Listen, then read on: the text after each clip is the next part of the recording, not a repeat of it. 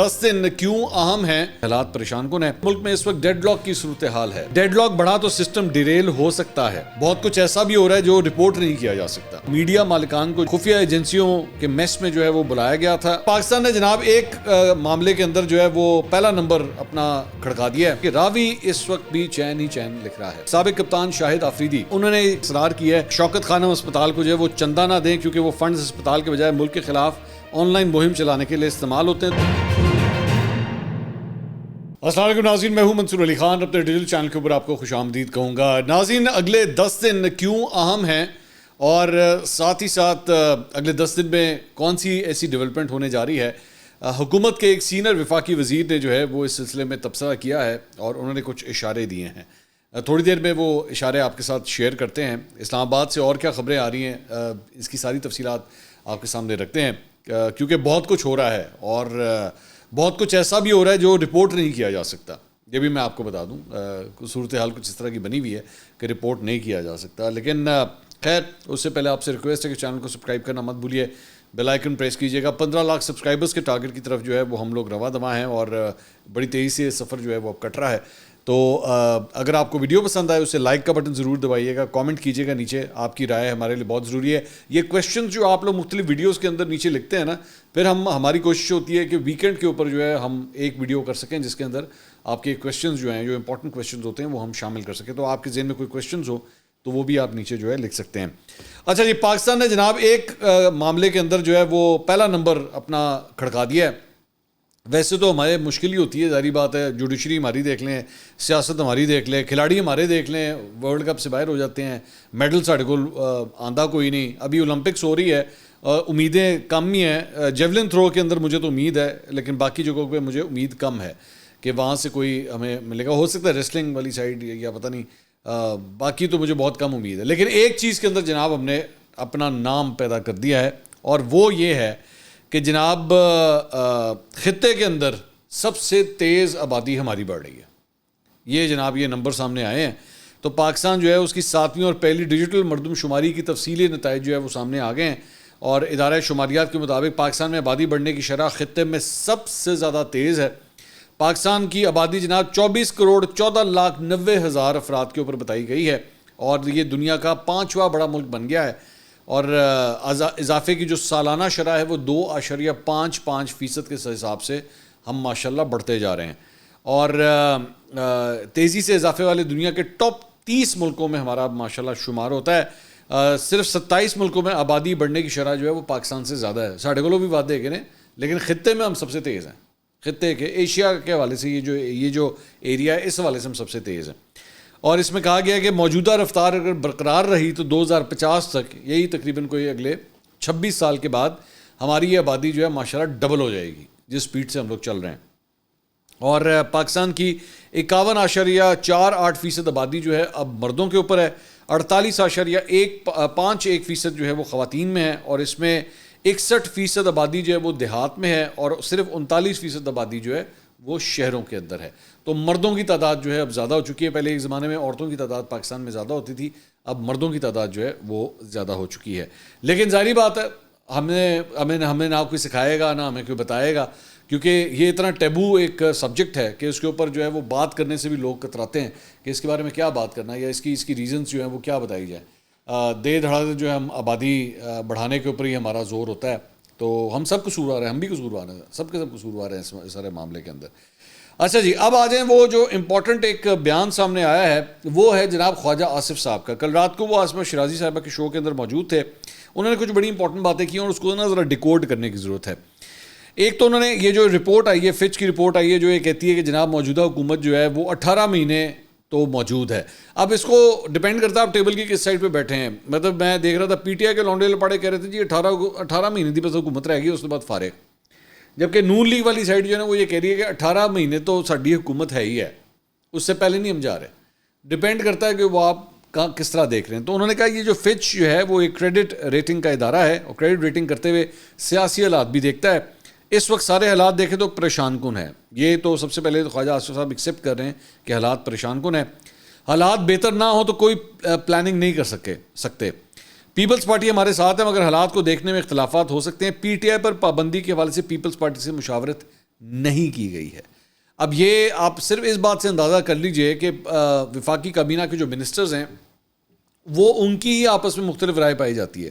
عطا اللہ تارڑ صاحب سے جب انہوں نے اناؤنسمنٹ کی تھی تو اس وقت انہوں نے کہا تھا جناب اتحادیوں کے ساتھ بھی جو ہے وہ مشاورت ہوگی. خواجہ آصف صاحب کہہ رہے ہیں کہ نہیں, پیپلز پارٹی کے ساتھ جو ہے کوئی مشاورت نہیں ہوئی, اور یہ ذہن میں رکھیے کہ پیپلز پارٹی کے بلبوتے کے اوپر آپ حکومت میں بیٹھے ہوئے, تو ان کے ساتھ آپ نے مشاورت نہیں کی ہے. انہوں نے کہا کہ پی ٹی آئی پر پابندی کا اعلان اتحادیوں سے مشاورت کے بعد کیا جانا چاہیے تھا. میجورٹی ہو بھی تو اتحادیوں سے مشاورت ضرور ہونی چاہیے. جب بھی ان کی ذات پر بات آئی انہوں نے ملک کو اٹیک کیا ہے. میرا خیال ہے 9 مئی واقعے پر پی ٹی آئی پر پابندی لگنی چاہیے تھی. پی ٹی آئی کی ملکی مفاد کے خلاف سرگرمیاں پچھلے 1.5 سال سے جاری ہیں. پی ٹی آئی پر پابندی کا فیصلہ سینئر لوگوں سے مشاورت کے بعد ہوگا. کچھ لوگوں کو غلط فہمی ہے کہ نواز شریف خاموش بیٹھے ہیں. قائد نون لیگ بھرپور ایکٹیو ہیں. تمام بڑے فیصلے اور اسٹریٹجی نواز شریف سے منظور ہوتی ہے. ہمیں نظر تو نہیں آ رہا ہے لیکن خواجہ صاحب کہہ رہے ہیں تو ہم بات ایکسیپٹ کر لیتے ہیں. انہوں نے کہا عمران خان کی رہائی کی صورتحال نظر نہیں آ رہی. شہباز شریف نے مختلف اوقات میں بات چیت کی آفر کی لیکن پی ٹی آئی کی جانب سے وزیر اعظم کی آفر کا کوئی جواب نہیں آیا, بلکہ وزیر اعظم کی بات چیت کی offer per P T I نے شور شرابہ کیا. میرا نہیں خیال کہ مذاکرات ہوں گے. ملک میں اس وقت ڈیڈ لاک کی صورتحال ہے. آئندہ 10 دن میں تمام مسائل پر کلیئرٹی آ جائے گی. گو مگو کی کیفیت ضرور ہے مگر ایسی صورتحال نہیں کہ سسٹم لپیٹا جائے. سرگوشیاں ہو رہی ہیں کہ اکتوبر آنے دیں پھر انتخابات کی درخواست بھی لگا دیں گے. درخواست پر انتخابات کو کالعدم قرار دینے کے لیے غلام گردشوں میں سرگوشیاں ہو رہی ہیں. یہ اکتوبر کی بات کیوں ہو رہی ہے؟ اکتوبر کی بات اس لیے ہو رہی ہے کہ جناب موجودہ چیف جسٹس جو ہیں ان کا جب دور ختم ہوگا اور اگلے چیف جسٹس یعنی جسٹس منصور علی شاہ جو ہے جب آئیں گے تو تب یہ جو 2024 کے الیکشنز ہوئے تھے انہیں کالعدم قرار دینے کے لیے جو ہے وہ قانونی کارروائی کا آغاز کیا جائے گا اور پھر ڈیٹیل سے جو ہے اس کے اوپر بات ہوگی. ابھی اس کو جو ہے اس معاملے کو چھیڑا نہیں جا رہا. تو اگر یہ خواجہ آصف صاحب اس بات کو ایکسیپٹ کر رہے ہیں کہ یہ چہمگوئیاں جو ہیں وہ اسلام آباد کے اندر ہو رہی ہیں اور اسلام آباد کی ہواؤں میں یہ سرگوشیاں ہو رہی ہیں کہ جناب 2024 کے الیکشن سے متعلق جو ہے کچھ بھی آگے ہو سکتا ہے, تو دس از اے سیریس کنسرن. مثال کے طور پہ جرنلسٹ وغیرہ آپس میں ملتے ہیں, شام کو ملتے ہیں, وہ آپس میں اس قسم کی باتیں شاتیں کریں نا تو یہ چلتا ہے. یہ گوسپ مانگرنگ جو ہے یہ چلتی رہتی ہے صحافیوں کے بیچ میں. لیکن اگر ایک سینئر وزیر جو کہ بڑے سینئر پولیٹیشین ہیں پارٹی کے, وہ اگر یہ بات کہیں کہ ہاں یہ باتیں ہو رہی ہیں, you have to take it very very seriously. اچھا, اس کے بعد انہوں نے کہا کہ ڈیڈ لاک بڑھا تو سسٹم ڈیریل ہو سکتا ہے. اس وقت صورتحال تشویشناک اور غیر یقینی کی ہے لیکن ہم حکومت کو بچانے کے لیے کسی بھی حد تک جائیں گے. جو سپیس ملی ہے اس کے ہر انچ کا دفاع کریں گے. اس سلسلے میں ہمارے پاس جو دوا ہے وہ استعمال کریں گے. بعض لوگ عدالتوں میں بیٹھ کر عدالتوں کی توہین کر رہے ہوتے ہیں. ٹرمپ اور عمران خان میں بہت مماثلت ہے. سابق چیئرمین پی ٹی آئی اور سابق امریکی صدر ٹرمپ جڑواں لگتے ہیں کیونکہ عمران خان پر حملہ ہوا, مقدمات میں جیل جانا پڑا. ٹرمپ پر حملہ ہوا اور وہ بھی مقدمات میں جیل گئے. پاکستان تحریک انصاف کے بانی عمران خان کی پاپولیرٹی سے کوئی انکار نہیں ہے. خواجہ صاحب جو ہے نا, مجھے ان کی یہ بات پسند ہے, صورتحال جو بھی ہو کافی حد تک جو ہے وہ ریالٹی چیک کے ساتھ جو ہے وہ بات کرتے ہیں. اچھا جی, اس کے علاوہ شہزاد اکبر صاحب نے ایک اپنا ویلاگ کیا ہے اور اس میں انہوں نے کہا ہے کہ جناب میڈیا مالکان کو جو ہے وہ خفیہ ایجنسیوں کے میس میں جو ہے وہ بلایا گیا تھا. وہ یہ کلیم کر رہے ہیں, میرے پاس یہ خبر نہیں ہے. اور اس کے اندر جو ہے وہ ان سے کہا گیا ہے کہ جناب پازیٹیو رپورٹنگ جو ہے وہ کریں. اچھا, ویسے ڈیٹیل سے انہوں نے اس کے اوپر بات کی ہوئی ہے لیکن میں نے جب میں ان کے منہ سے جب یہ ساری باتیں سن رہا تھا تو ایک دم میرے ذہن میں آیا کہ بالکل ایسا ہی جو ہے وہ عمران خان صاحب کے دور میں بھی ہوا تھا. پہلے 100 دن 6 مہینے جو ہے اس وقت بھی جو ہے وہ D G I S P R نے بالکل اسی قسم کی بات کی تھی کہ جی مثبت رپورٹنگ کریں, مثبت رپورٹنگ. تو ابھی بھی جو ہے بالکل وہی صورتحال ہے. تو میں اسی لیے بار بار کہتا ہوں نا کہ 2018 اور 2024 کے الیکشنز کے اندر اور صورتحال کے اندر بہت سی مماثلت ہے. میں یہ نہیں کہہ رہا کہ 2024 کے الیکشنز جو ہیں بالکل اتنے ہی خراب ہوئے جتنے 2018 کے تھے, بلکہ میری نظر میں کچھ زیادہ اس سے بھی زیادہ خراب ہوئے ہیں. لیکن بہت سی چیزوں میں جو ہے مماثلت آپس میں ضرور پائی جاتی ہے. اس کے علاوہ ایک بڑی انٹرسٹنگ سچویشن جو ہے وہ ایک چینل کے اوپر ہوگی. اے بی این جو چینل ہے اس میں عیسیٰ نقوی صاحب ایک پروگرام کرتے ہیں, تو وہاں پہ پاکستان تحریک انصاف کے رہنما ہیں عامر مغل صاحب, وہ تشریف لائے ہوئے تھے اور ہمارے بھائی دوست ہیں حسن ایوب صاحب وہ ان کے ساتھ موجود تھے. تو عامر مغل صاحب نے جو ہے یہ انکشاف کیا کہ 2013 میں حسن ایوب اور میں اکٹھے تھے اور الیکشن کے لیے پی ٹی آئی کا ٹکٹ مانگ رہے تھے اور یہ 2 ٹکٹ مانگ رہے تھے, ایک اپنے بھائی کے لیے اور پیپرز بھی جمع ہوئے تھے. ٹکٹ ان کو بھی نہیں ملی اور مجھے بھی نہیں. مجھے تو 2013-2018 میں بھی ٹکٹ نہیں ملا, البتہ 2024 میں ٹکٹ ملا اور اگر نہ بھی ملتا تو میں پی ٹی آئی کے خلاف نہ ہوتا. اس وقت انہوں نے ایک جلسہ بھی کرایا تھا اپنے آبائی گاؤں میں. جب ٹکٹ نہیں ملا تو اچانک ان کو برائیاں نظر آنا شروع ہو گئی پی ٹی آئی کے اندر. یہ دس واز نیو انفارمیشن جو عامر مغل صاحب نے شیئر کی. بہرحال حسن ایوب صاحب نے جو ہے اس کے اوپر ٹویٹ کیا. انہوں نے کہا کچھ بیچاروں کو آج تقریباً 12 سال سے زائد عرصے کے بعد میری سال 2012 میں تحریک انصاف میں ایکٹیویٹیز کا علم ہوا ہے, تو ان کے لیے جواب ہے کہ وہ انسان نہیں جس سے غلطی نہ ہو, اور وہ بالکل ابلیس ہے جو غلطی کی درستگی نہ کرے بلکہ اپنی غلطی پر ڈٹ جائے. رہا سوال میری ایکٹیویٹیز کا, تو سب کو یہ باتیں پہلے سے معلوم ہیں, اس لیے جس بات پر چھلانگیں لگائی جا رہی ہیں وہ کوئی انکشاف ہے ہی نہیں. لیکن جو بات اہم ہے اور سب کو ضرور یاد رکھنی چاہیے کہ راوی اس وقت بھی چین ہی چین لکھ رہا ہے. اب آپ جانتے ہیں کہ حسن ایوب صاحب کا یہ جو جملہ ہے نا, راوی ابھی بھی چین ہی چین لکھ رہا ہے. تو پی ٹی آئی کے لوگ ہمارے دوست جو ہیں وہ بڑے ان سے تنگ آتے ہیں جب یہ جو والا جملہ جو ہے حسن ایوب کہتے ہیں کہ جناب سب ٹھیک ہے, کوئی مسئلہ ہی نہیں ہے, جو مرضی ہو جائے, بالکل سب کچھ جو ہے وہ کنٹرول میں ہے, آل از ویل. وہ عامر خان کی ایک مووی تھی نا جس میں وہ کہتا تھا آل از ویل, تو آل از ویل حسن ایوب صاحب کا بھی جو ہے وہ یہی تکیہ کلام بن چکا ہے کہ راوی چین ہی چین لکھ رہا ہے. جنگ نے جناب رپورٹ کیا ہے کہ عمران خان اور دیگر کے خلاف 190 ملین پاؤنڈ اسکینڈل میں نیب کی جانب سے ضمنی ریفرنس دائر کیے جانے کا امکان ہے. ذرائع کا کہنا ہے کہ ضمنی ریفرنس میں بشرا بی بی کو بھی باضابطہ ملزمہ نامزد کیے جانے کا امکان ہے. ضمنی ریفرنس منظوری کے لیے نیب ایگزیکٹو بورڈ میں پیش کیا جائے گا. ایگزیکٹو بورڈ اجلاس کی منظوری کے بعد ریفرنس دائر کیا جائے گا. نیب کی ٹیم تفتیش مکمل ہونے پر اپنی رپورٹ ہیڈ کوارٹرز بھیجے گی. ذرائع کا کہنا ہے کہ نجی سوسائٹی میں چھاپے کے دوران حاصل شواہد کو بھی ریفرنس کا حصہ بنایا جائے گا. بحریہ ٹاؤن کے دفتر پہ جو ایک چھاپا مارا گیا تھا, یہ اس کا ذکر ہو رہا ہے کہ اس میں سے بھی بہت سے ڈاکومنٹس جو ہیں وہ ریکور کیے گئے ہیں. اب اس کے اوپر بہت سی ابھی بھی جو ہے وہ ریومر مانگرنگ اس کے اوپر بھی بہت زیادہ ہو رہی ہے. کچھ کوئی کہتے ہیں کہ جناب یہ انسائیڈ جاب ہی تھی اور ملک ریاض کی منظوری کے ساتھ جو ہے سب کچھ ہوا ہے. کچھ کا کہنا ہے کہ نہیں, ملک ریاض جو ہے وہ تو خود اس کے اندر وکٹم ہے, we don't know what's going on. لیکن کہا یہ جا رہا ہے کہ اس کے تانے بانے جو ہے یہ عمران خان صاحب کے خلاف جو 190 ملین پاؤنڈ کا جو معاملہ ہے اس کے ساتھ جو ہے یہ کنیکٹڈ ہے. 190 ملین پاؤنڈ ریفرنس میں سابق وفاقی وزیر زبیدہ جلال صاحبہ نے اپنا بیان جو ہے وہ ریکارڈ کرا دیا ہے. وزیر ہوا کرتی تھیں عمران خان صاحب کے دور میں. انہوں نے اپنے بیان میں کہا ہے کہ شہزاد اکبر مرزا نے کابینہ میں ایک نوٹ بند لفافے میں پیش کیا. کابینہ اجلاس میں ایجنڈے سے متعلق طریقہ کار پر عمل درآمد نہیں کیا گیا. شہزاد اکبر مرزا کی بریفنگ 190 ملین پاؤنڈ اسکینڈل سے متعلق تھی. انہوں نے بتایا کہ 190 ملین پاؤنڈ غیر قانونی طریقے سے برطانیہ منتقل ہوئے. حکومت پاکستان کو بتایا گیا کہ یہ رقم برطانیہ میں ہے جو کہ خفیہ ہے. کابینہ میں بتایا گیا کہ معاملہ خفیہ ہے, اس پر کوئی بات نہ کی جائے. شہزاد اکبر نے کابینہ میں اس ایجنڈے کی منظوری پر زور دیا. زبیدہ جلال نے کہا کہ میں نے اور کابینہ کے دیگر ممبران نے اس معاملے پر غور کرنے کو کہا. شہزاد اکبر نے کابینہ کو بتایا کہ یہ رقم حکومت پاکستان کو واپس کی جائے گی. شہزاد اکبر کے اصرار پر عمران خان نے 190 ملین پاؤنڈ سے متعلق ایجنڈے کی منظوری دی. انہوں نے کہا کہ مجھے 2 دستاویزات دکھائی گئیں, ایک عمران خان کا نوٹ اور ایک خفیہ معاہدہ تھی. جو دستاویزات مجھے دکھائی گئیں اس سے قبل مجھے ان کے بارے میں معلوم نہیں تھا. وکلائے صفائی زبیدہ جلال کے 13 جولائی کے ریکارڈ بیان پر 20 جولائی کو جو ہے وہ جرا کریں گے. اچھا جی, اس کے علاوہ صنم جاوید کو جو ہے کل رہا کر دیا گیا تھا, تو وہ پہنچی پارلیمنٹ ہاؤس اور وہاں پہ پاکستان تحریک انصاف پہلے ہی جو ہے وہ ایک احتجاج کر رہی تھی پارلیمنٹ ہاؤس کے باہر ہی. تو وہاں پہ ان کی پاکستان تحریک انصاف کے جو دیگر رہنما تھے انہوں نے آ کے ان کو مبارکباد دی ان کی رہائی کی, اور ساتھ ہی ساتھ تعریف بھی کی کہ آپ جو ہے وہ اتنی دیر تک جو ہے وہ یہ سختیاں آپ نے برداشت کی ہیں. میڈیا کے نمائندوں سے وہاں پہ انہوں نے گفتگو کی. انہوں نے کہا کہ میں جان کی بازی لگا دوں گی لیکن پیچھے نہیں ہٹوں گی. مریم نواز اور وزیر اعظم شہباز شریف نے میرے خلاف جھوٹے مقدمات قائم کیے ہیں. عدالتوں نے مجھے بے گناہ قرار دے کر رہا کر دیا ہے, مگر مجھے ڈرایا دھمکایا جا رہا ہے. میرے گھر والے محفوظ نہیں ہیں, چھوٹے چھوٹے معصوم بچوں کو ڈرایا جا رہا ہے. آج میں اکیلی نہیں ہوں, پاکستان کے 25 کروڑ عوام میرے ساتھ کھڑے ہیں. مریم نواز فارم 47 کے تحت جیتی ہیں. اسے چیلنج کرتی ہوں کہ وہ دوبارہ الیکشن لڑ کر دیکھ لے. اگر میں ہار گئی تو سیاست سے دستبردار ہو جاؤں گی. جس طرح ریحانہ ڈار جنہیں لیڈی آئرن کا خطاب دیا گیا انہوں نے خواجہ آصف کو شکست دی, اسی طرح مریم نواز کو شکستیں 2-4 کروں گی. گزشتہ 3 سال سے ظلم کی چکی میں پس رہی ہوں مگر ڈرنے والی نہیں ہوں. میری زندگی کا مقصد یہ ہے کہ جن لوگوں نے گزشتہ کئی دہائیوں سے پاکستان میں کھربوں روپے کی کرپشن کی اور ملک کو دیوالیہ کر دیا ان کو بے نقاب کر کے چھوڑوں گی. میں یہاں پہ صنم جاوید کے حوالے سے ایک بات کرنا چاہوں گا.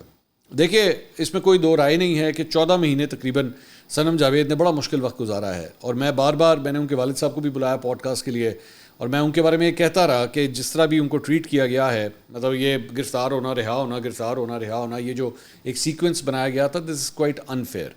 اب یہ ہو گیا ہے. اب صنم جو ہیں وہ باہر آ چکی ہیں, اور ظاہری بات ہے پاکستان تحریک انصاف جو ہے ان کو ریزرو سیٹس کے اوپر جو ہے وہ اسمبلی کے اندر لانا چاہتی ہے. میں چاہوں گا کہ اگر میرا یہ پیغام جو ہے وہ صنم جاوید تک پہنچ سکے you need to upgrade yourself from a internet troll to a parliamentarian. یہ بہت کم لوگوں کے اندر نا یہ گنجائش ہوتی ہے. اور one should never come down. ایک پارلیمنٹیرین کو ایک ٹرول کے لیول پہ نہیں آنا چاہیے. یہ جو مثال کے طور پہ یہ شہباز گل یا فیاض الحسن چوہان، یہ اس قسم کے جو لوگ ہیں، انہوں نے یہ ساری زندگی ٹرول ہی رہے ہیں. یہ ان کا صرف وجہ شہرت جو ہے نا وہ ایک ٹرول ہے. آپ کے پاس اب ایک موقع ہے، آپ کو پارٹی نے عزت دی ہے، آپ کی ظاہری بات ہے پاکستان تحریک انصاف کے فالوورز جو ہیں وہ آپ کو کافی حد تک فالو کرتے ہیں. یہ آپ بھرپور مقابلہ کریں، مریم نواز کا مقابلہ کریں، آپ نے اپنے سیاسی حریفوں کا مقابلہ کرنا ہے بے شک کریں، لیکن ڈیسنسی کے اندر رہتے ہوئے. ڈیسنسی جو ہے وہ ہاتھ سے نہیں جانی چاہیے. آپ اس کے اندر رہ کے بھی کڑے سے کڑا مقابلہ کر سکتے ہو. میں ہمیشہ یہ بات کہتا ہوں کہ اعتزاز احسن صاحب ایک بڑی اس میں اگزامپل ہے. اعتزاز احسن صاحب سے ایک غلطی ہوئی تھی جو میں سمجھتا ہوں اس پورے سفر میں وہ بلکہ بلنڈر تھا وہ، اور وہ تھا جب انہوں نے کلثوم نواز صاحبہ کے بارے میں بات کی تھی، جس کے بارے میں میرے خیال میں انہوں نے بعد میں معذرت بھی کر لی تھی. بٹ اوور آل اگر آپ ان کی اسپیچز اٹھا کے دیکھیں، ان کا سٹانس اٹھا کے دیکھیں، وہ اپنے جس سے بھی وہ اختلاف کرتے ہیں اس سے بڑا مطلب ببانگ دوہل جو ہے وہ اختلاف کرتے ہیں. تو آپ 100 دفعہ اختلاف کریں لیکن عزت کا جو دامن ہے وہ ہاتھ سے نہیں چھوڑنا چاہیے. بس میرا یہ اس پہ ایک کہنا ہے. اچھا جی، اس کے علاوہ کراچی عدالت میں سانحہ 9 مئی کے 3 مقدمات کی سماعت ہوئی. حلیم عادل شیخ، راجہ اظہر اور دیگر ملزم عدالت میں پیش ہوئے. عدالت نے پی ٹی آئی کے سابق رکن صدر اسمبلی عدیل احمد کو گرفتار کرنے کا حکم دے دیا. عدالت نے عدم پیشی پر ملزم کی ضمانت منسوخ کر دی تھی. پولیس نے عدالتی احکامات پر عدیل احمد کو احاطہ عدالت سے گرفتار کر لیا. عدالت نے سانحہ 9 مئی کے 3 مقدمات کی سماعت 5 اگست تک جو ہے وہ ملتوی کر دی. پولیس کے مطابق ملزمان کے خلاف ٹیپو سلطان اور فیروز آباد تھانے میں 3 مقدمات جو ہیں وہ درج ہیں.